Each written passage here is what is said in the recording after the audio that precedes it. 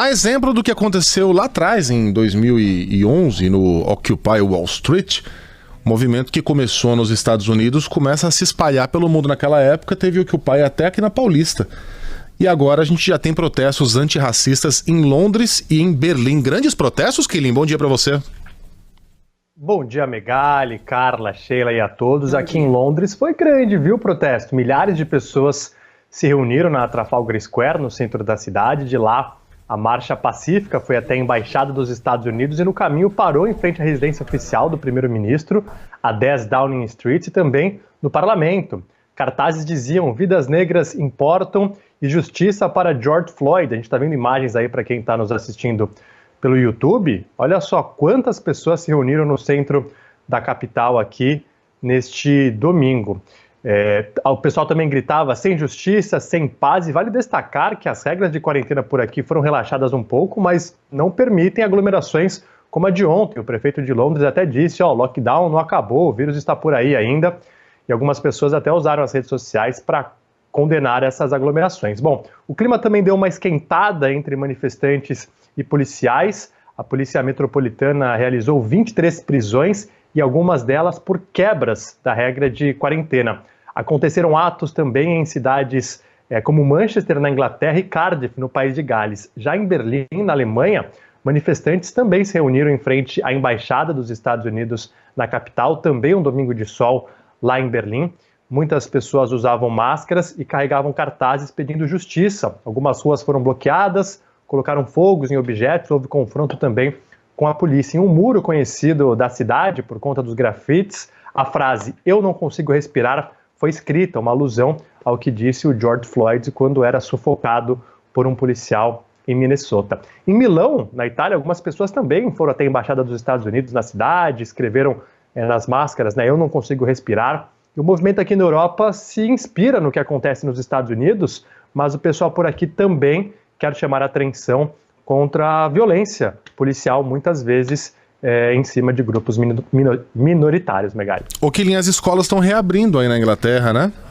Aqui está uma grande discussão sobre como vai funcionar, como é que você mantém um distanciamento, máscaras em crianças de 3, 4, 5 anos, para os jovens é mais fácil. Como é que vai funcionar por aí? É um desafio enorme, viu? Cerca de 2 milhões de alunos podem voltar às aulas aqui nas escolas primárias.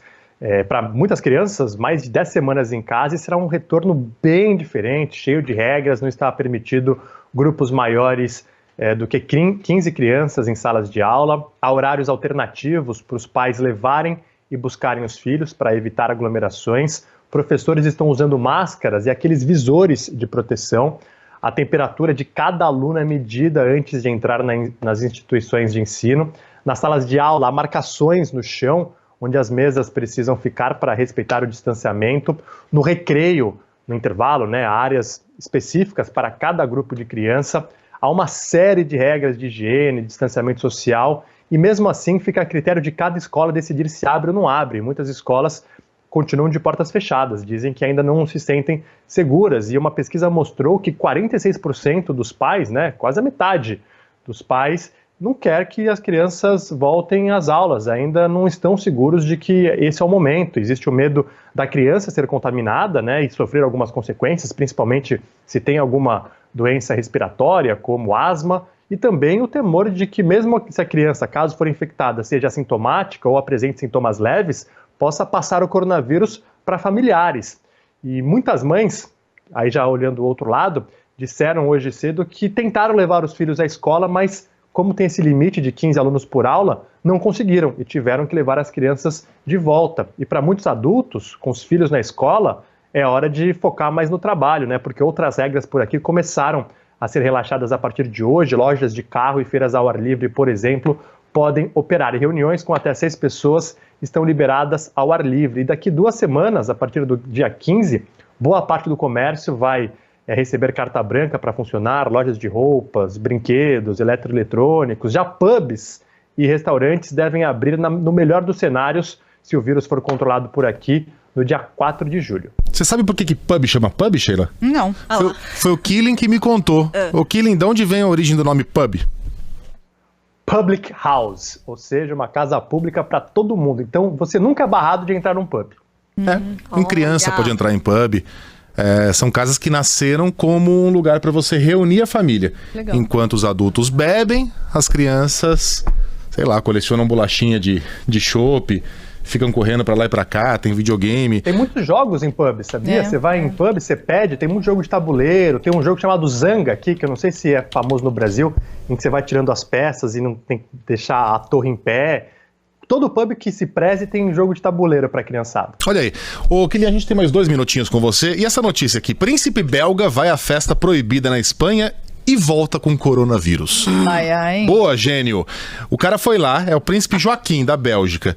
Testou positivo para coronavírus na sexta-feira da semana passada, depois de participar de uma festa particular com outras 27 pessoas. Ele rompeu uma regra belga para evitar o contágio. O país permite somente viagens essenciais para fora do país, e na Espanha, quem entra tem que fazer quarentena obrigatória de 14 dias. Ele não fez nenhuma coisa nem outra, afirmou às autoridades belgas que viajaria por motivos profissionais, participou dessa festa, e você tá pensando num quê de vinho, né Sheila? Não. É uma festa que durou 2 dias e que causou, segundo as autoridades de Córdoba, o mais grave surto epidemiológico da doença na região. A Polícia Nacional, inclusive, abriu uma investigação sobre o caso. Gente, 2 dias? É uma rave, né? Uma rave particular, daquelas festaças de ricaços. A gente fica imaginando que o europeu vai ser mais disciplinado. Nada, o príncipe belga foi lá e fez a Gabriela Pugliese, Kylian. Por aqui, Megali, esse final de semana, as regras ainda estavam valendo, viu? Saiu um solzinho, o pessoal lotou os parques, aglomerações. O europeu se comporta só se tem realmente punição, viu? Porque se o pessoal dá uma mão, o pessoal já quer o braço. Acho que isso é do ser humano. E aquela coisa, né? Mais um exemplo em que não veio o exemplo de cima. O príncipe belga, um dos países que tem a maior taxa de mortalidade por 1 milhão de habitantes, foi a Espanha, um dos países mais afetados por aqui. Que mensagem você manda para a população que ficou tantos dias em casa fazendo tantos sacrifícios? A gente também falou sobre o assessor de Boris Johnson, né? Tantos exemplos ruins vindo de cima para tanta gente que se sacrificou durante essa pandemia. É isso, Kylian. Abraço para você, até amanhã. Até amanhã.